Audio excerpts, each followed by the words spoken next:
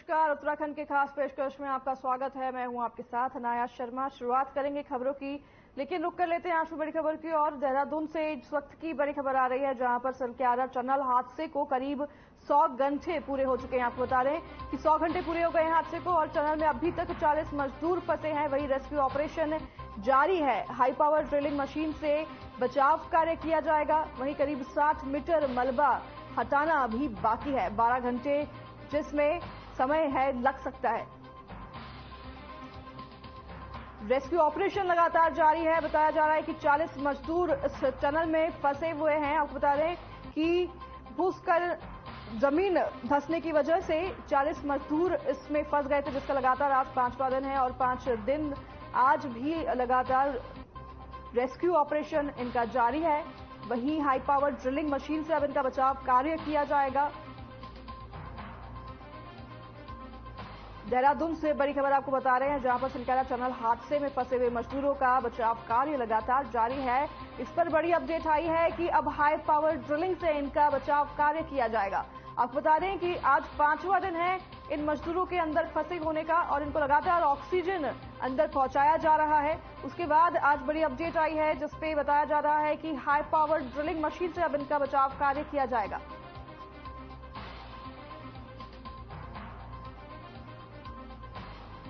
बचाव कार्य लगातार 5वां दिन जारी है, जिसमें अब हाई पावर ड्रिलिंग मशीन का इस्तेमाल होगा, जिससे उनका बचाव कार्य किया जाएगा, रेस्क्यू ऑपरेशन किया जाएगा। वहीं आपको बता दें कि करीब 60 मीटर मलबा अभी हटाना बाकी है।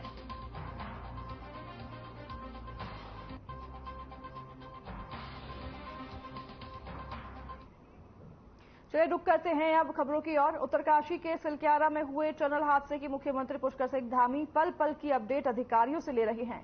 उन्होंने सचिवालय में पहुंचकर शासन के उच्च अधिकारियों की बैठक लेते हुए जरूरी दिशा निर्देश दिए हैं। वहीं सीएम धामी ने मुख्य सचिव डॉक्टर एसएस संघू को बचाव कार्यों में जुटी केंद्रीय एजेंसियों को प्रदेश सरकार के स्तर से पूरा सहयोग देने की बात भी कही है।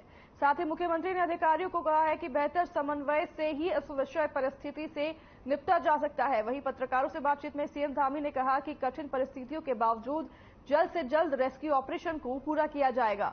इसके लिए हाई पावर ड्रिलिंग मशीन से कार्य किया जा रहा है। वहीं आपको बता दें कि सभी अधिकारी समन्वय के साथ कार्य कर रहे हैं, और सरकार की पूरी कोशिश है कि जल्द से जल्द टनल में फंसे सभी 40 मजदूरों को बाहर निकाला जाए।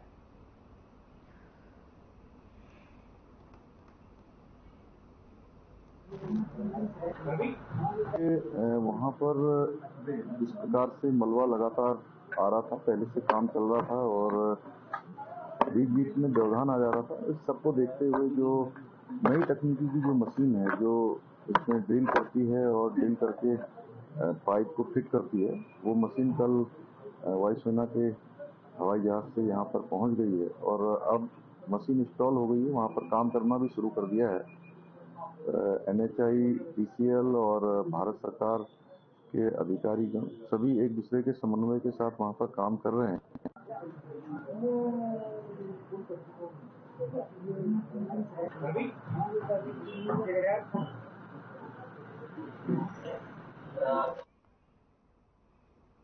प्रधानमंत्री नरेंद्र मोदी शहरी और ग्रामीण क्षेत्रों में केंद्र सरकार की प्रमुख योजनाओं को लाभार्थियों तक पहुंचाने वाले भारत संकल्प यात्रा अभियान कार्यक्रम की शुरुआत कर चुके हैं। वहीं उत्तराखंड राज्य के विकासनगर ब्लॉक और सहसपुर ब्लॉक में आयोजित की गई, लेकिन इस अभियान के पहले ही दिन विकसित भारत संकल्प यात्रा रथ कार्यक्रम विकासनगर के तिपरपुर जनजातीय ग्राम पंचायत में और सहसपुर के धुलकोट माफी में आयोजित की गई। विकासनगर के तिपरपुर में विकसित भारत संकल्प यात्रा का अभियान रथ कार्यक्रम 2 बजे पहुंचाना था, लेकिन कार्यक्रम में जनता तो पहुंची, लेकिन कार्यक्रम अधिकारी और संकल्प यात्रा रथ शाम 4 बजे तक पहुंचा। इस बारे में जब सहायक खंड विकास अधिकारी विकासनगर से पूछा गया, तो उन्होंने अपने उच्च अधिकारियों को बताते हुए कहा कि कार्यक्रम के पहले धूलकोट में कार्यक्रम संपन्न होने के बाद ही तिपरपुर में कार्यक्रम रथ पहुंचेगा।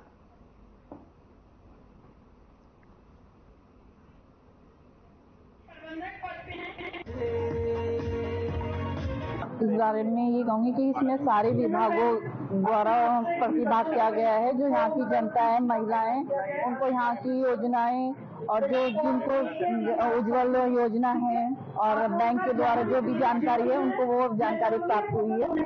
15 नवंबर है और ये जो है तो जनजाति गौरव दिवस के रूप में मनाया जाता है।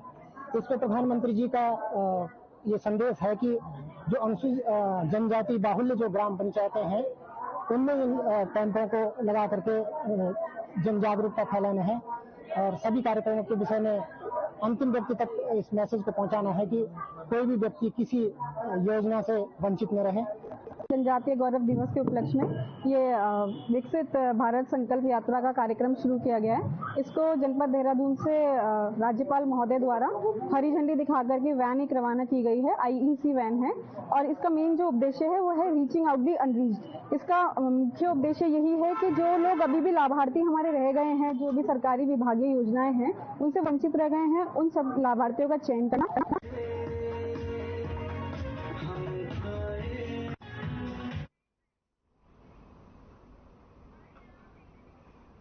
बद्रीनाथ धाम के कपाट बंद होने से पहले होने वाली पारंपरिक पंच पूजा के दूसरे दिन भगवान श्री आदिकेदारेश्वर अधिगुरु शंकराचार्य मंदिर के कपाट बंद हुए। श्री बद्रीनाथ मंदिर के मुख्य पुजारी श्रीमान रावल जी ने भगवान आदिकेदारेश्वर नंदी जी और आदिगुरु शंकराचार्य जी को अन्नकूट अर्पित किया। वहीं मंदिर के पुजारी पंडित सोनू भट्ट ने बताया कि ठीक दोपहर 2 बजे में साल की अंतिम आरती अभिषेक पूजन के बाद शीतकाल के लिए आदिकेदारेश्वर मंदिर के कपाट बंद हुए हैं।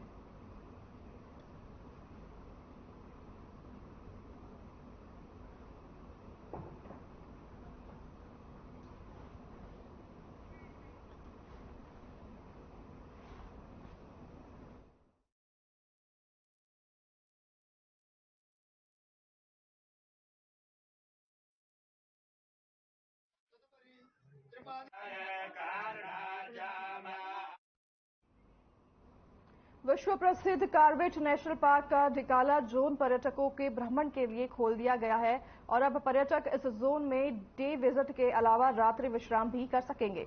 स्थानीय विधायक दीवान सिंह ने बिष्ट और पार्क के निर्देशक डॉक्टर धीरज पांडे ने रिबन काटकर हरी झंडी दिखाते हुए भ्रमण पर आए पर्यटकों के कैंटर वाहन को रवाना किया। वहीं आपको बता दें कि इस बरसात के दौरान 15 जून को हर साल ढिकाला जोन बंद कर दिया जाता है और 15 नवंबर को इसे खोला जाता है। वहीं पार्क निदेशक डॉक्टर धीरज पांडे ने जानकारी देते हुए बताया कि पार्क प्रशासन ने सभी तैयारियां पूरी करने के बाद इसे खोल दिया है। वहीं उन्होंने आगे बताया कि आज पहले दिन कैंटर और जिप्सी वाहनों में पर्यटक इस जोन के भ्रमण के लिए रवाना हुए हैं। उन्होंने बताया कि पर्यटकों की सुविधा को ध्यान में रखने के साथ ही वन्य जीवों की सुरक्षा को लेकर भी कर्मचारियों को निर्देश दिए गए हैं। वहीं उन्होंने आगे बताया कि पार्क के नियमों की LED स्क्रीन के माध्यम से जानकारी प्राप्त कर संगे और वहीं साथ ही उन्होंने बताया कि इस बारे में पार्क के अंदर ड्रोन के माध्यम से भी निगरानी की जाएगी। ज्यादा क्योंकि देखिए कॉर्बेट पार्क में जो इतना सैलानी आता है, इतना टूरिस्ट आता है, इससे हमारे हजारों लोगों को रोजगार भी मिलता है। वहां पर जिप्सी के माध्यम से गाइड के रूप में, तो कुल मिलाकर के वो एक रोजगार का एक बहुत बड़ा हम लोगों पर एक सहारा भी है और इसको हमारा हमेशा प्रयास रहता है कि ज्यादा से ज्यादा लोगों को हम वहां पर आकर्षित कर सकें। और जिस तरह पूरा आप देखते हैं कि पूरा एक इलाका होटल्स के रूप में आज बहुत ज्यादा होटल्स उस इलाके में है, तो एक प्रत्यक्ष और अप्रत्यक्ष रूप से रोजगार देने का काम कर रहा है। तो हमारा लगातार प्रयास रहता है कि कॉर्बेट को सुचित किया जाए। देखिए, कॉर्बेट टाइगर रिजर्व का प्रमुख टूरिज्म जोन ढिकाला आज खोल दिया गया है। जो अंदर रोड्स हैं और जो अवस्थापना संबंधी हमारी सुविधाएं जो टूरिस्ट को उपलब्ध कराई जानी है उसकी तैयारियां पूरी कर ली गई हैं। इस वर्ष टाइगर साइटिंग भी बहुत अच्छी हुई है अन्य जोनों में, और कॉर्बेट टाइगर रिजर्व का जो ढिकाला जोन है इसमें भी अच्छी टाइगर की प्रेजेंस देखी गई है। तो हमें उम्मीद है कि जो टूरिस्ट अंदर जा रहे हैं उन्हें वन और वन्यजीव संरक्षण का एक अच्छा अनुभव प्राप्त होगा। और उसके साथ साथ हमारी कोशिश ये भी है, क्योंकि अभी लगभग 30% क्षेत्र जो है वो पानी से कालाघाट डैम के पानी में डूबा हुआ है, तो टाइगर्स और हाथी एक लिमिटेड क्षेत्र में सिमटे हुए हैं। हमारी कोशिश है कि इस वर्ष पूरे क्षेत्र की निगरानी ड्रोन के माध्यम से भी की जाए और जो गाइडलाइंस हैं वन विभाग की, जो टूरिस्ट संबंधी गाइडलाइंस हैं, उनका पालन जो जिप्सी चालक हैं और जो गाइड्स हैं और जो टूरिस्ट हैं वो करेंगे। देहरादून में नेत्र रोगियों की संख्या में दिवाली के बाद से इजाफा देखने को मिला है। अक्सर ऐसे त्योहारों में पटाखे जलाते वक्त आंखों में बारूद जाने और चोट लगने का खतरा बना रहता है। वहीं गंभीरता से इस बातों को न लेने पर अंजाम बेहद खतरनाक भी हो सकता है। देहरादून के जाने माने सुशील ओझा नेत्र विभाग एसोसिएट प्रोफेसर ने बताया कि दिवाली के बाद से ही ऐसे मरीजों की संख्या में इजाफा देखने को मिल रहा है।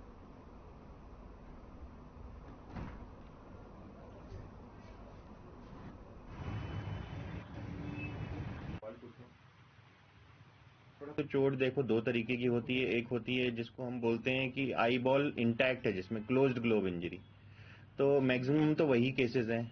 और एक होती है परफोरेशन, जिसमें इंजरी में आंख की आई बॉल डैमेज रहती है। तो परफोरेशन में तो सर्जरी करनी पड़ती है, और बाकी बिना परफोरेशन वाले मरीजों को दवाओं से ही ठीक कर लिया जा रहा है।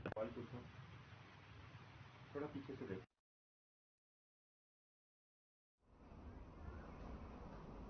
ऋषिकेश कोतवाली की घाट चौकी पुलिस ने संदिग्ध रूप से एक आरोपी को घूम रहे 2 युवकों को गिरफ्तार किया है। वहीं आपको बता दें कि जिनके कब्जे से पुलिस ने 315 बोर का तमंचा, 1 जिंदा कारतूस और खुखरी बरामद की है। आरोपियों को पुलिस ने न्यायालय में पेश किया है, जहां कोर्ट के आदेश पर पुलिस ने आरोपियों को जेल भेज दिया है। ऋषिकेश कोतवाली पुलिस के मुताबिक एसएसपी अजय सिंह के निर्देश पर क्षेत्र में लगातार संदिग्धों पर नजर रखने के लिए रात्रि गश्त को तेज कर दिया गया है। और इसी कड़ी में त्रिवेणी घाट चौकी प्रभारी विनोद कुमार ने चेकिंग के दौरान संदिग्ध रूप में स्कूटी पर घूम रहे 2 युवकों की तलाशी के लिए रोक लिया और तलाशी लेने पर एक युवक के कब्जे से 315 बोर का तमंचा और 1 जिंदा कारतूस बरामद हुआ, जबकि दूसरे युवक से तेज धार वाली खुखरी बरामद हुई।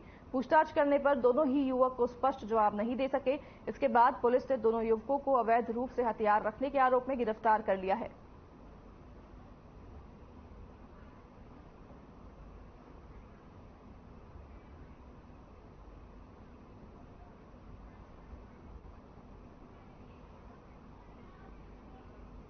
ऋषिकेश के पास राजाजी टाइगर रिजर्व पार्क के सभी गेटों को देसी और विदेशी पर्यटकों के लिए खोल दिया गया है। जहां पहले दिन दर्जनों पर्यटक पार्क में जंगल सफारी का आनंद लेने पहुंचे, वहीं राजाजी टाइगर रिजर्व पार्क के वन्य जीव प्रतिपालक प्रशांत हिंदवान ने मोतीचूर में रिबन काटकर पर्यटकों को जंगल सफारी का आनंद लेने के लिए पार्क में भेजा। वहीं आपको बता दें कि पार्क प्रशासन के मुताबिक चीला, रानीपुर, मोतीचूर और मोहंज के गेटों से पर्यटक पार्क में वन्य जीवों के दीदार के लिए दाखिल हो सकते हैं। वहीं जंगल सफारी का आनंद लेने के दौरान पर्यटकों की सुरक्षा के लिए पहले से ज्यादा पुख्ता इंतजाम किए गए हैं।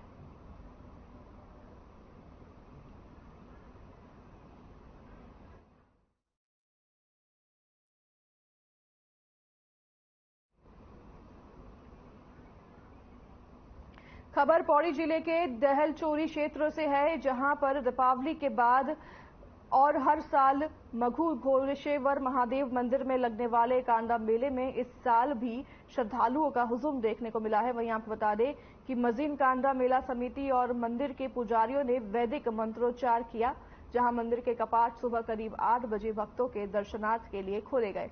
वहीं कांडा मेला समिति के अध्यक्ष द्वारिका प्रसाद भट्ट ने बताया कि आसपास के गांव से ग्रामीण अपने अपने गांव के निशान मंदिर में चढ़ाते हैं और सुख समृद्धि की कामना करते हैं।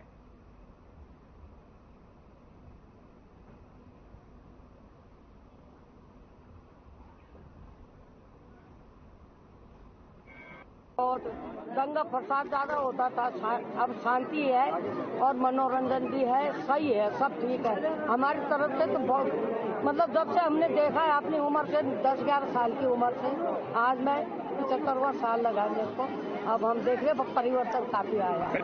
तो यहाँ से 12 साल बाद आई थी मैं, पहले आई थी मैं अपने 2 लड़कों को लेकर छतर चढ़ा के गई हूँ यहाँ से, फिर हमें 12 साल के बाद आई थी।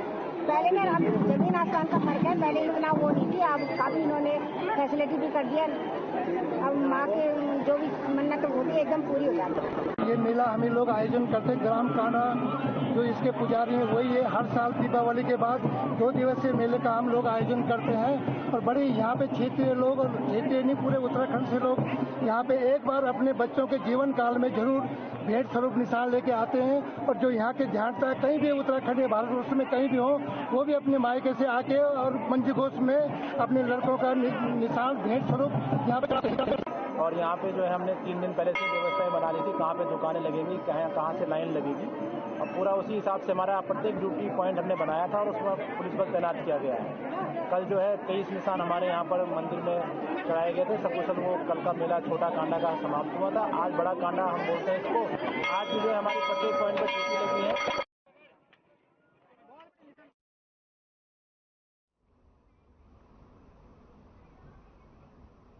उत्तराखंड की बेटियां देश विदेश में अपने राज्य का नाम खूब रोशन कर रही है। इसी कड़ी में एक और बेटी ने उत्तराखंड का नाम 7 समंदर पार खूब रोशन किया है। कोटद्वार निवासी मान्या भाटिया ने यूएसए में आयोजित हुई वर्ल्ड स्कॉलर कप में गोल्ड मेडल जीतकर कोटद्वार के साथ साथ उत्तराखंड का नाम रोशन किया है। देहरादून के वेंटेज हॉल गर्ल्स रेजिडेंशियल स्कूल की छात्रा मान्या ने इस साल जून महीने में वर्ल्ड स्कॉलर्स कप दोहा ग्लोबल राउंड प्रतियोगिता में भाग लिया था, जहां मान्या ने 6 मेडल जीतकर येल यूनिवर्सिटी यूएसए के अगले राउंड के लिए सिलेक्ट हुई थी।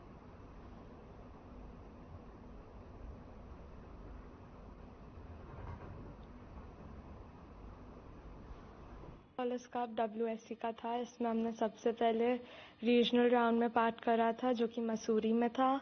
उसके बाद हम दोहा गए थे और उसके बाद हम फाइनल राउंड के लिए अब येल गए थे, टूर्नामेंट ऑफ चैंपियंस। और यहाँ येल में लास्ट राउंड था ये, जिसमें मुझे 6 गोल्ड और 2 सिल्वर मेडल्स मिले हैं।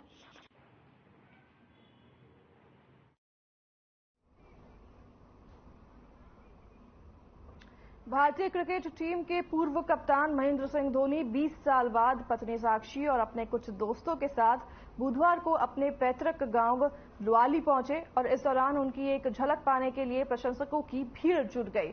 धोनी ने कुल देवता समेत गांव के 4 मंदिरों में पूजा अर्चना कर परिवार के कल्याण की कामना की। वहीं आपको बता दें कि पूर्व कप्तान महेंद्र सिंह धोनी अपने परिवार के साथ इन दिनों उत्तराखंड के दौरे पर निकले हैं। वहीं महेंद्र सिंह धोनी बीते रोज ही पत्नी साक्षी और बेटी जीवा के साथ पंतनगर एयरपोर्ट पर उतरे, जहां पर धोनी नैनीताल के मैस आर्मी गेस्ट हाउस में रुके। वहीं कल बुधवार को महेंद्र सिंह धोनी अल्मोड़ा पहुंचे और यहां से धोनी अपने पैतृक गांव लुआली गए और परिवार संग अपने पैतृक गांव लुआली पहुंचे। महेंद्र सिंह धोनी ने इष्ट देव के दर्शन किए और इस दौरान धोनी ने भारतीय क्रिकेट टीम की विश्व कप में जीत की दुआ भी मांगी। विश्व कप 2023 के सेमीफाइनल मैच के लिए भारतीय फैंस का जुनून 7वें आसमान पर है।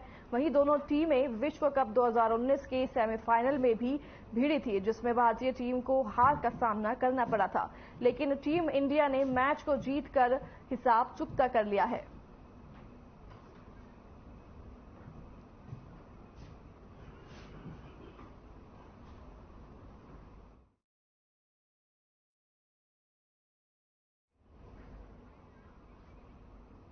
लोकसभा चुनाव को लेकर कांग्रेस की तैयारियां लगातार जारी है। बता दें कि आगामी 16 तारीख को कांग्रेस प्रदेश अध्यक्ष करण माहरा पौड़ी के लोकसभा सीट के 3 जिलों में कार्यकर्ताओं के साथ बैठक करेंगे।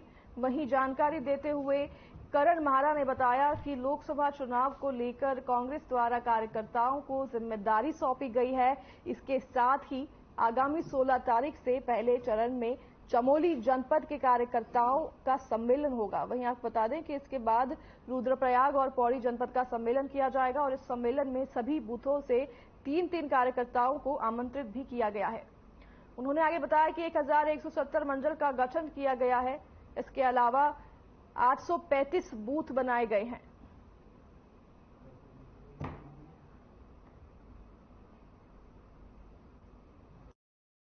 वो है विधानसभा वार, लेकिन मंडलमों का हमारा 8 से 10 बूथों पे एक मंडलम है, वो वहाँ की टोपोग्राफी उस पर डिपेंड करता है।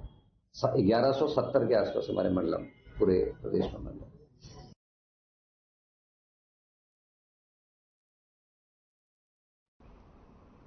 गोवा में आयोजित हुए 37वें राष्ट्रीय खेलों में मिनी गोल्फ चैंपियनशिप में उत्तराखंड के लिए गोल्ड मेडल जीतने वाली समृद्धि थपलियाल का स्पोर्ट्स में ही करियर बनाने का सपना है। वहीं 37वें राष्ट्रीय खेलों में गोल्ड मेडल जीतकर कोटद्वार पहुंची समृद्धि थपलियाल ने कहा कि 1 नवंबर से 3 नवंबर तक आयोजित हुई मिनी गोल्फ प्रतियोगिता में 28 राज्यों के साथ ही 8 केंद्रीय शासित प्रदेशों के खिलाड़ियों ने भी हिस्सा लिया है। वहीं हरिद्वार पतंजलि से bachelor of physical education and sports का कोर्स कर रही समृद्धि थपलियाल ने मिनी गोल्फ प्रतियोगिता में गोल्ड मेडल जीतने पर मुख्यमंत्री सहित कई लोग उसे बधाई दे रहे हैं।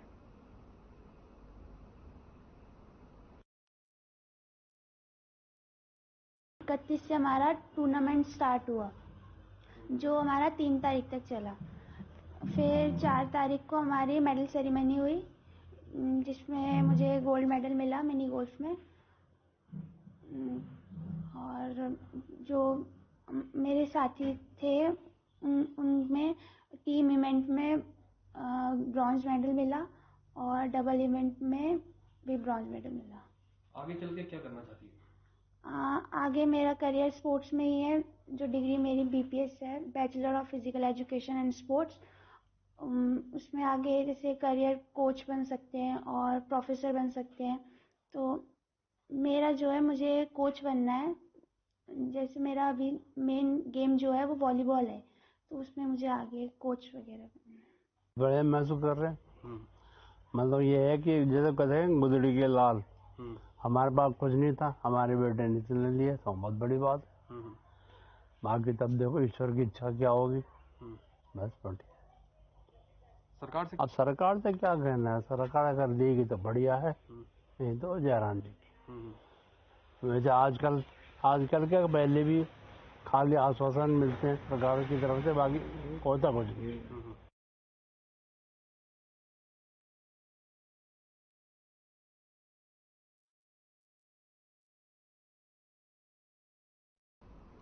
देश के कई राज्यों में छठ पूजा की तैयारियां शुरू हो चुकी है। इसी कड़ी में देहरादून के कई घाटों पर छठ पूजा का भव्य आयोजन किया जा रहा है।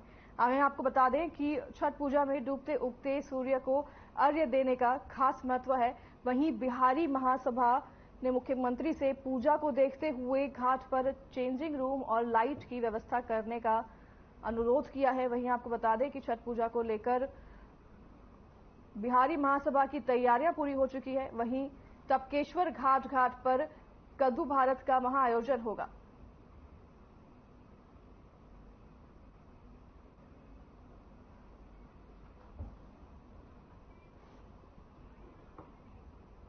जनजातीय दिवस के अवसर पर राज्य भर में विकसित भारत संकल्प यात्रा का आगाज किया गया है। वहीं आपको बता दें कि इसके पीछे का मकसद भारत सरकार की अनेकों योजनाओं के बारे में आम जनसभा को रूबरू करवाना है और विकसित भारत संकल्प यात्रा के प्रचार प्रसार के लिए तैयार किए गए मोबाइल वैन को भी राज्यपाल गुरमीत सिंह ने हरी झंडी दिखाकर रवाना किया। इस दौरान कैबिनेट मंत्री सुबोध उनियाल, रेखा आर्य, राज्यसभा सांसद नरेश बंसल सहित तमाम लोग मौजूद रहे।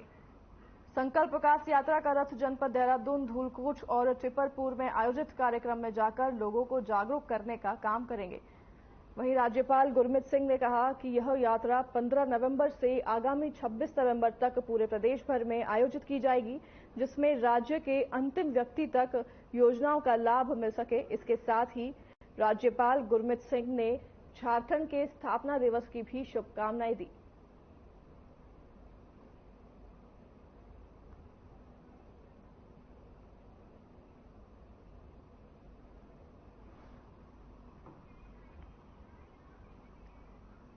सिविल लाइन कोतवाली क्षेत्र में 2 पक्षों में जमकर मारपीट होने का वीडियो इंटरनेट पर वायरल हो रहा है। आपको बता दें, जिसके बाद इस वीडियो के संज्ञान में लिया गया है। सोशल मीडिया पर वायरल हुआ ये वीडियो गाड़ी के साइड लगाने से दोनों पक्षों में विवाद होने के बाद का बताया जा रहा है। वहीं वीडियो में देखा जा सकता है किस तरह से 2 पक्षों में मारपीट शुरू हो गई थी। ये वीडियो वायरल होने के बाद पुलिस ने अपनी कार्रवाई शुरू कर दी है।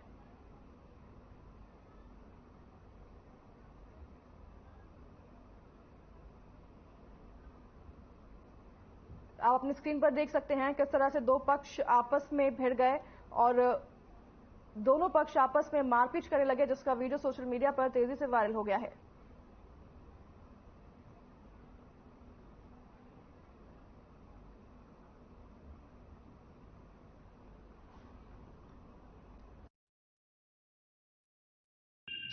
ये एक नवीन अग्रवाल हैं, आदर्श नगर के रहने वाले। इनके बेटे के साथ में कुछ लड़कों का रोड रेसिंग को लेके कोई झगड़ा हुआ था रुड़की टाकीज पे। उसके बाद वो झगड़ा वहां पर निपट गया था।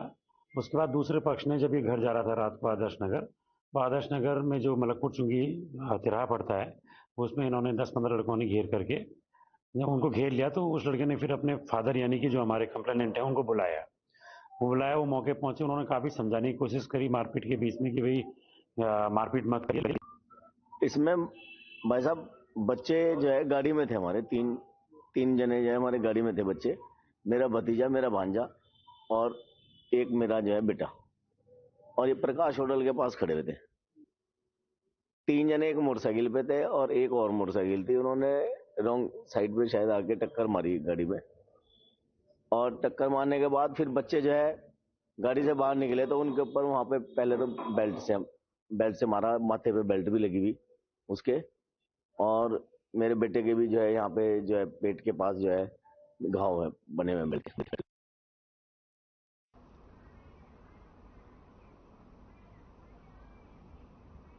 तो फिलहाल इस कार्यक्रम में हमारे साथ बस इतना ही। मैं नाया शर्मा अब आपसे लूंगी विदा। मुझे दीजिए इजाजत। नमस्कार।